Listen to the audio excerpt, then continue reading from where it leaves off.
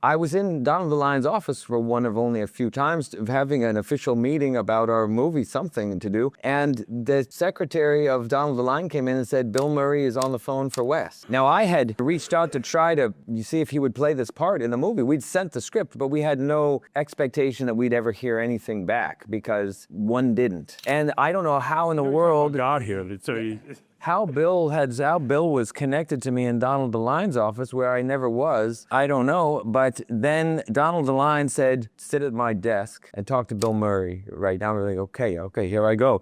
And I had about a 40-minute conversation with Bill. He'd read the script. He was very intrigued by it. But we mostly talked at length about an Akira Kurosawa movie called Redbeard. Oh. And he was seeing some links to it, and he's in Redbeard, and we just talked about Redbeard. But the experience to me was just having a moment of getting to know Bill Murray and hanging up and saying, I think he might do it. And that was the first one.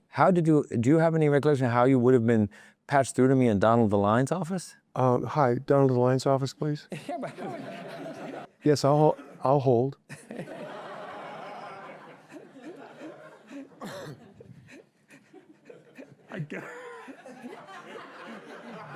That's probably how it happened. The subsequent meeting after that, though, but you felt there was a connection there just on that phone call. Did you feel like you wanted to? Do you remember you felt you wanted to do it just from talking to him about it? No, I knew I was I was being bugged by a lot of people. I've told the story a lot of times, but they kept saying, there's a guy, there's a wunderkind, and he's made a movie called Bottle Rocket. Would you like to see it? Silence, really. So so people started sending me VHSs of Bottle Rocket, and I have now I have the largest collection in the world of unwatched. Yeah, because like Donald DeLion would have sent one, the agents would have sent one, somebody else's, like all kinds of people. I've got about 6, 7 of them anyway, probably. Yeah. And I've still never seen it. And they said, haven't you seen this movie? I said, no. What about this? You should see the other one. I said, no, I don't need to see the other one. They said, well, do you want to meet him? I said, I don't need to meet him. What's wrong? I said, nothing's wrong. I read the guy's script. He knows exactly what he wants to do. And then he appeared for one purpose, not to have a meeting or anything. What I got was, well, Bill knows you need to paint a picture of him in the movie. I was going to paint a picture of his family, and if you want a chance to figure that out, so I went over with a camera to the Four Seasons on Doheny, and I had a moment with Bill during a press junket to take a picture for this, to paint this portrait. And I was like, okay, you're with a family, you're there, maybe you need a cigarette. And it was like, and I took about 40 pictures, on this balcony. Not a great photographer, but no question, and the one we painted was take one. It was there. So that in a way was like, I think we got the right guy. Take one of the first time we ever laid eyes on each other. I pressed the shutter and had a thing was like, paint that. What's the moment like for you between him saying, I got another one coming up, and then the moment when you get the script, you go, oh, that's what this is? I mean, are you sort of excited, waiting for the script to show up, or are you just kind of saying, I'll wait and see if this is going to be it? Well, I'm going to have to be more polite. I don't think about it too much, what it's going to be like. I'm not even that excited about the script anymore because I know that the script is not going to tell me what it is. And I don't think the script anymore tells me what it's going to be. I can look at that. I don't think that if you read this script, I don't think you'd see the movie that is made. I don't think you could see it. Really?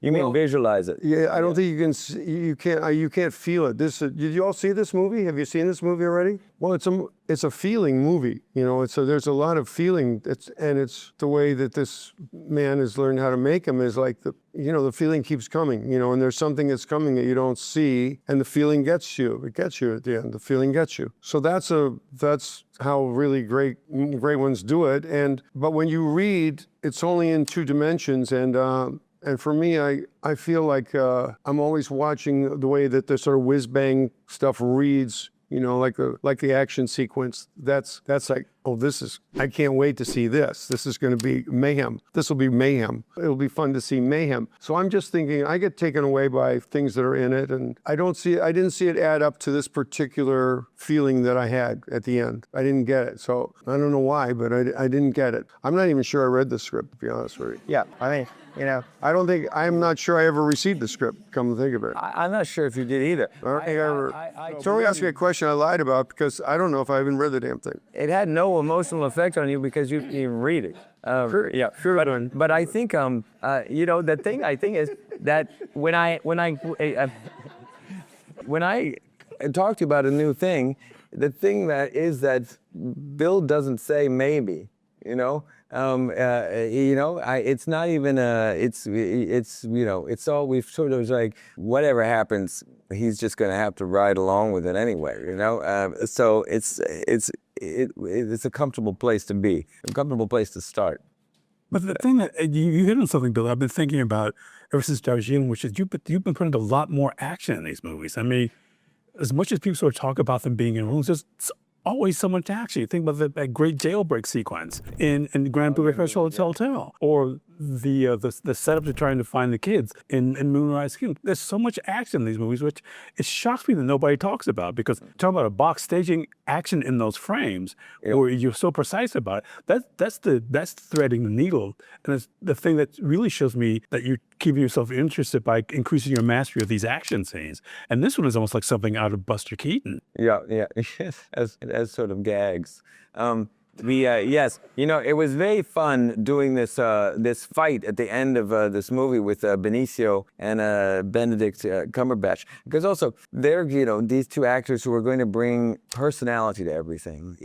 As if the physicality is going to have its own personality, they're going to be in it. But I remember also there was a moment where they're fighting, and I was thinking, that was good, but Benedict, you're not really. Can you give it a little more? I mean, you seem a little. You want to be more free. And he said, "Well, it's difficult for me because I can't move. He's too strong." And Benicio was holding him. It's like, "I cannot move. You have no idea how much force is in this man's hands and arms." And Benicio said, I'm so sorry. I'm so sorry."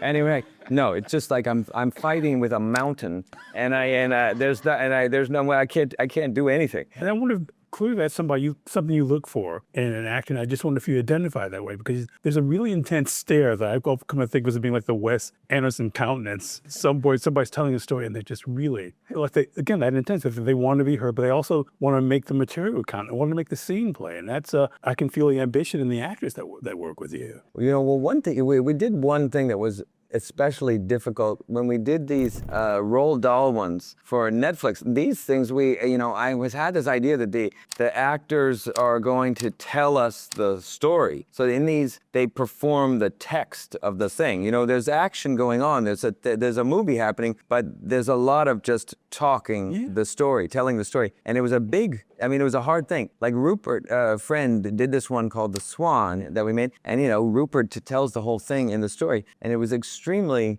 intricate. But I felt like when we were doing it that, the more we did it, the more he started to just possess it. And it was very much like doing a play. And, when somebody does a play, eventually, nobody has anything to do with it. It's just them. And they make the thing happen on the stage, and it just lives, and it's different every time, and it moves and breathes and all that. And that's the great thing. I mean, however much you've planned it out, it's when they take over and live with it. That's the most fascinating thing, I think. Because the part of it too is you create this chemistry in these movies, and if somebody told me you were playing God, then I guess now I know. I would think I had an idea of what you were doing, but you're actually playing God who's communicating to somebody. It's not just those things in your head. You actually engage with somebody. I hate to keep using this word again, but it's fascinating because it makes you think about sort of like how would the benevolence of God represent itself, which is just a really funny idea. And that you're doing this. Do you feel that sense of connection as often as not when you're doing these movies? All the time in all the movies? With him, yeah. Well, I heard someone else say it once, is you sort of